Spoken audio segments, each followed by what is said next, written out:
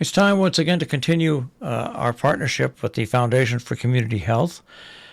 We work with the Foundation for Community Health in bringing forward information about nonprofits in our region, nonprofits that have been helped by the Foundation for Community Health. It's a twofold purpose. We'd like you to know and remind you how important the Foundation for Community Health is to our area for a number of different reasons and the number of different nonprofits they help and advise, but also introduce you to those new nonprofits and the people that work and volunteer at those nonprofits. And today we're going to be speaking with Danny Hutnick. He is a licensed master social worker and COMIDA de VIDA Food of Life food pantry manager, and he's our guest this morning. Good morning.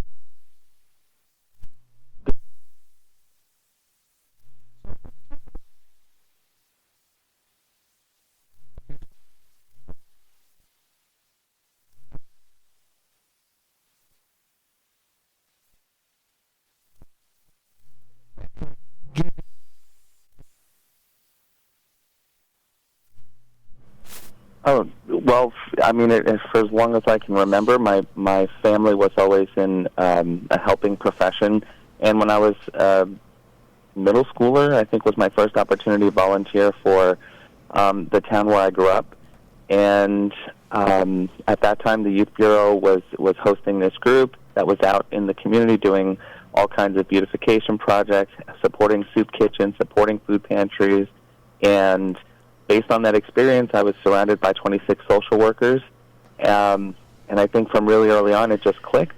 I was appointed to the town council as a youth liaison, and really having a pulse on the community as a member of the community, as a someone who was not only participating in organizations that were providing support for community members, but also as a one-time user of those support services. I think all of that sort of gelled together, and when I graduated high school and began my higher learning, that was when I really began to hone in on human services and social work. My licensure just seemed to be the next step after graduate program for the kind of work that I wanted to do, supporting adolescents and families in communities of need. So, fast forward a decade or so into the work and moving into Amenia, New York, with my husband who works for an art nonprofit here locally, and began volunteering for COMIDA de VIDA just at the onset of the pandemic, and sort of having a closer look at what the need in the immediate Amenia, Wassaic, Dover, Millerton, Lakeville, Millbrook area, and feeling that I needed to do something here locally, that I needed to connect on a different level with my neighbors and friends, and people in the grocery store and the places where I visit. So it's a long history of service, and I think a really nice pathway to COMIDA de VIDA, Food of Life, here at St. Thomas, in that we began to establish our roots in this area back in 2014, and so it's just kind of an evolution of my career and my professional mission of supporting others. What's interesting about your story is every once in a while people are very lucky and they get channeled into an area. I was the same way. In grammar school, my father was an entertainer. I knew right away, I used to listen to radio, that in grammar school and in high school, that I was going to become a broadcaster. And by knowing it that early, to me, it doesn't seem that I've worked a day in my life, because I'm doing something that from being really 8, 9, 10 years old to now at 70, I just have been doing it every day of my life. Do you find that that's the same way with the commitment that you have? Absolutely. It's really poignant what you said, because my dad used to say, do what you love and you'll never work a day in your life. And I feel like that's exactly what has happened for me. I mean, it's a lot of work. And as a new parent, I can say that I definitely have days that feel more challenging and new ways of being tired that I didn't know I could be. But the work itself does not. This is not work that exhausts you. That exhausts someone. This is not work that feels daunting or mundane or arduous in any way. It feels like very much like a calling, like a good fit. And I was about 7 years old when my mother started to lose her vision, and ultimately she became blind, or completely blind in 1995. And I was away at the time at a relatively prestigious internship in Orlando, Florida, and I just remember that was a really a pivotal moment as well for me, thinking like, I've always done for her as best as I could, as best as I was able to at such an early age, and I remember being very aware of that at 19 years old, that something's different here for me. This journey that I'm on, this social work field, and just supporting others in need it's what I'm supposed to do, and I'm happy doing it. All right. Well, let's talk a little bit.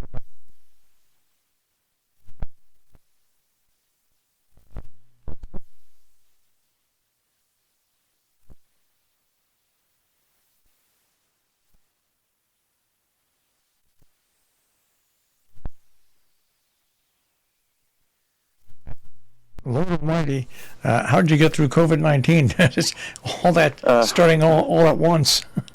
Right. Well, to start with the mission, I mean, we just, to paraphrase, we are in full belief that, full belly can be the gateway to change for people in their lives, and whatever change that needs to be, including just resolving hunger.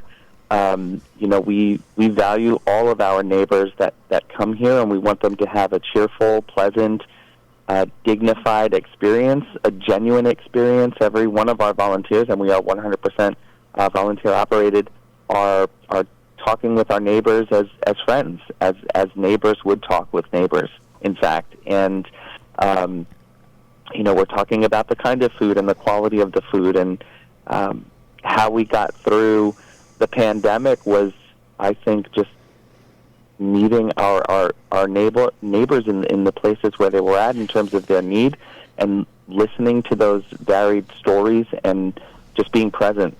It was by no means an easy lift in a parking lot out of a parish house originally, and as we got busier and busier, and the numbers doubled and tripled and quadrupled and quintupled, and then whatever comes after that, we just doubled down our efforts, and we reached out to the community and sought out more volunteers. We sought out more partners. When I came on board, one of the missions that I was charged with was locally tapping into farmers here and finding out what are their needs, right? They're our neighbors as well. Are they experiencing any hardships during this really difficult time of not only pandemic, but global warming and impacts of unseasonable weather, and also shifts of income levels and jobs, and people being able to access local foods. And so we were able to save a lot of food by the generosity and the forward thinking of local farmers who were like, okay, we would love to make an in-kind donation, and not just food. Some of those farmers have come and volunteered at the Pantry.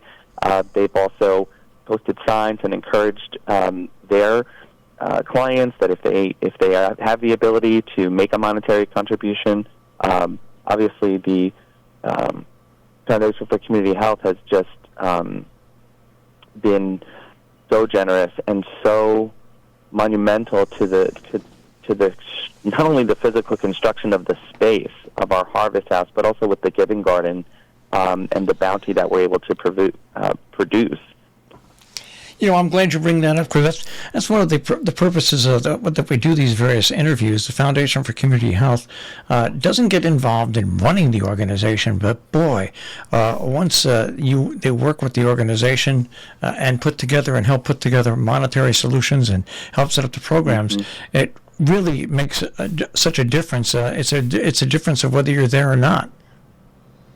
Absolutely, and I mean, we are just eternally grateful for the folks that have that creative thinking and that reach and bandwidth of resource and funds, also of intention, of recognizing what we do and how important it is for everyone to feel dignified no matter what their situation may be, and how essential food is. I mean, it's so interesting how foods, right? Certain foods, all foods really sustain life, but some can take life. And in the absence of food, what is someone left with? And so during this time when people are feeling despair and coming out of that and feeling the shifts of everything that's going on economically, politically, this has really been a haven for a lot of people. And again, with the concrete need of food, but also meeting some of those needs that maybe folks aren't as aware of, but just that neighborly, genuine kindness. So we're speaking right now with Danny Hutnick, and he is the Food of Life food pantry.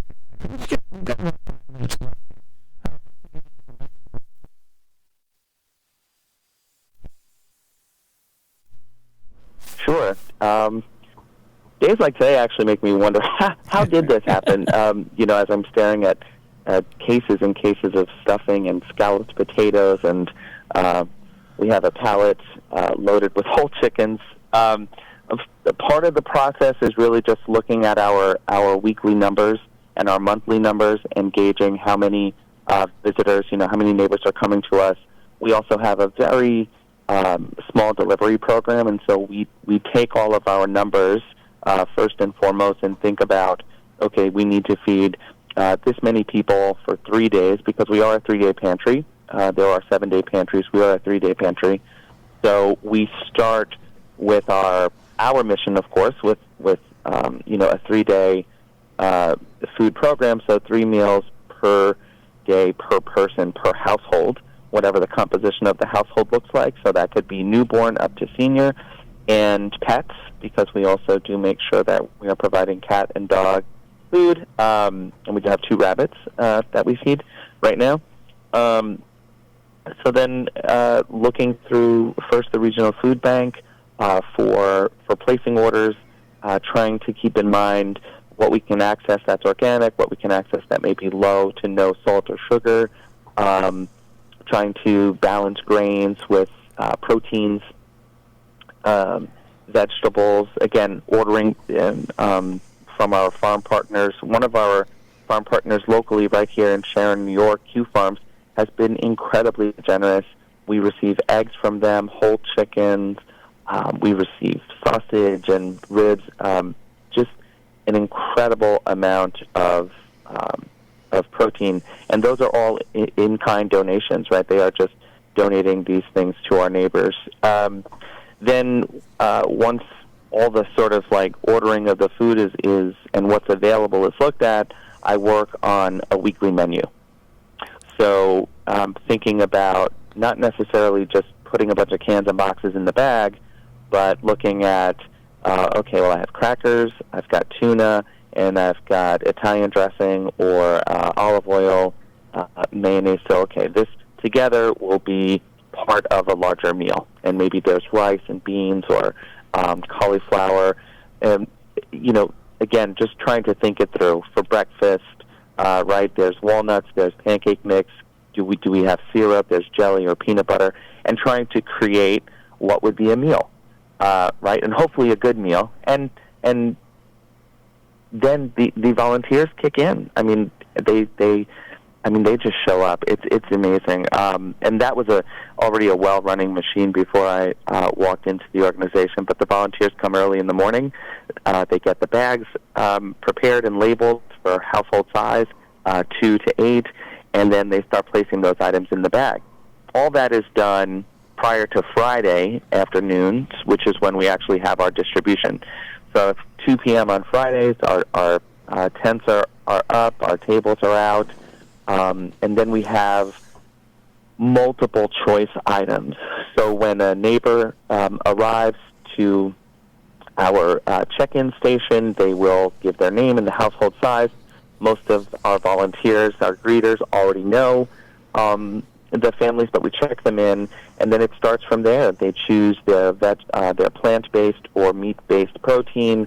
They choose coffee or tea or cereal or oatmeal. They will also choose the dairy items that they want, so that they, again, in that dignified and genuine way, it's like the grocery store, right? You're choosing what you'll actually enjoy instead of coming up. I mean, I remember in the 80s and 90s, seeing lines of people out in the cold, or just in all different weather, just getting boxes, just a box being slid across a table. Whatever is in it, that's what you got. And we are certainly trying to reshape the way people think about food pantries and food in general. So we then, after those choice items, it just continues. We have an entire produce, a green grocer section, which is about 24 feet long. And again, they're just, our neighbors are just selecting what they want. At the very end of their visit, before they head out, in addition to what we hope has been really wonderful and brief conversations along the way, we have a happy table. And on the happy table is where we're putting different items. So we'll get granola bars. We have local, a lot of our local neighbors that donate themselves, or I should say that they make donations, granola bars, cereal packs, juice boxes.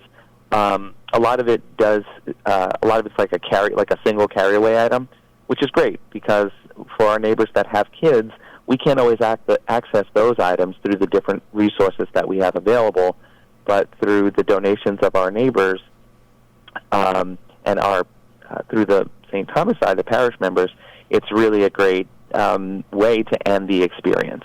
And that again that happy table was established before I came aboard. But what I've done to try to really sustain that is make sure we have volunteers there always, and they're just listening differently and active listening in case there's any other needs that someone may present with, and then we do what we can for that, meeting that need if it's a referral or something like that. All right. So as we wrap this up, if somebody's out there listening and they need your help, or somebody is out there listening and they would like to volunteer or they'd like to donate, what? So the best way to contact, if you are someone that is experiencing food insecurity right now, or if you are someone who would just like to make a donation, of a monetary donation or a donation of your time, please call 845-373-9161, 845-373-9161. Also on the St. Thomas, our website, and I'm not sure if there's a way to link that, but just a simple stthomasamenia.com. There's no additional characters, and there is a tab that you can click for the Food of Life, COMIDA de VIDA Pantry, and all the services and supports that anyone would want to provide. When we put this up on our on-demand page and also on our Facebook page, when people click on it, they'll get links and they'll get all that information when they click on it there.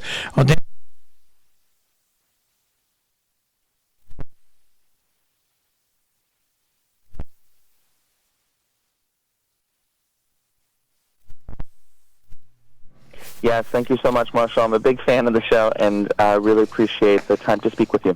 All right. Take care. Have a great day. Thank you. That is just an amazing group of people. All right. We have nothing but amazing people on here, really, honest to gosh. And once again, this is presented by the Foundation for Community Health. And we put this together, and we do as many interviews as we can possibly do over the course of a year.